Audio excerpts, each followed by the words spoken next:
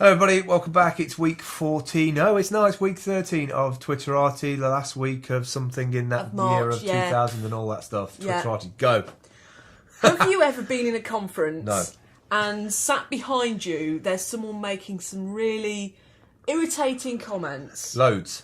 Well, there's a particular issue this week with Twitter where a lady was sat in a conference, a tech conference. Yeah.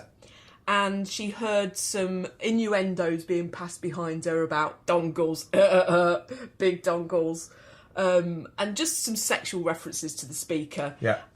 She got so annoyed with this that she turned round, took a photograph on Instagram and tweeted it, "Not cool, jokes about forking repos in a sexual way and big dongles right behind me," and pictured them. Yeah.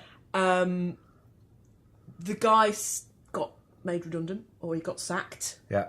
There was a lot of talk about, this article was sexism, public shaming via Twitter leads to 2 people getting fired, including the shamer. Yeah.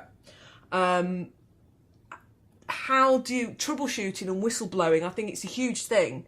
And that if somebody is bullying you or causing you offence, the first line of action is to go up the chain. It is the, is there a steward in the room that you can kind of go up to and say, excuse me, but these people are being really obnoxious.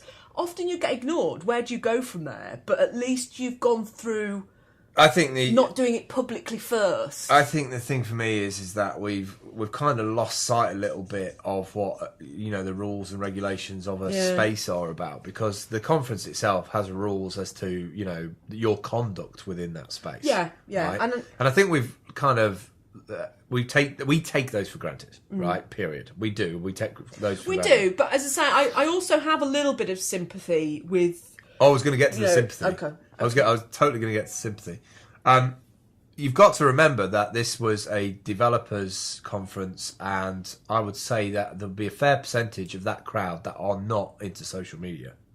They're programmers, they do jQuery, they do Python and all that.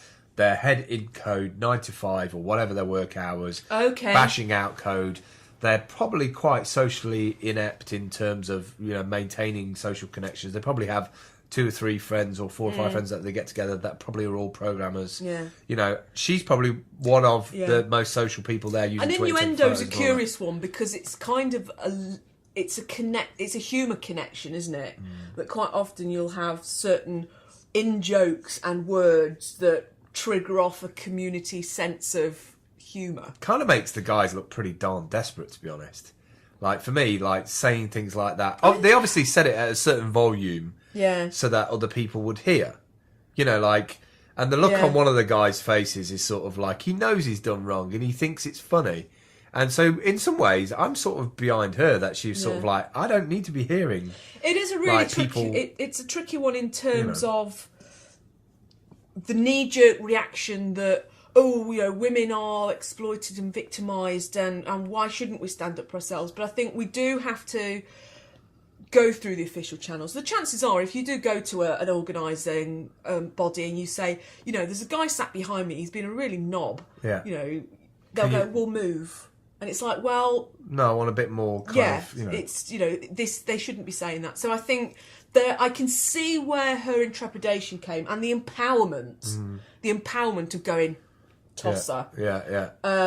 But the implications, as say, of it, the only person who would have recognised him would have been his boss. No one else would have known who he was. It was quite interesting as well that she got fired because it wasn't the code of conduct or the ethics of the company that she worked for. So, she would have never ever thought that the company would have let her go because of what she did. I think it's interesting.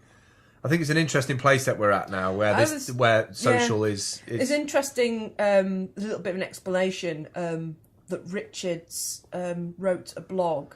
So the comments were sexist.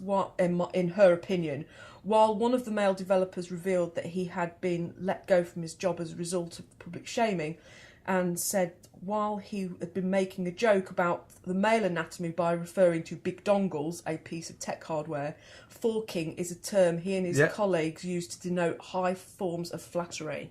So for them, there was they thought they were being...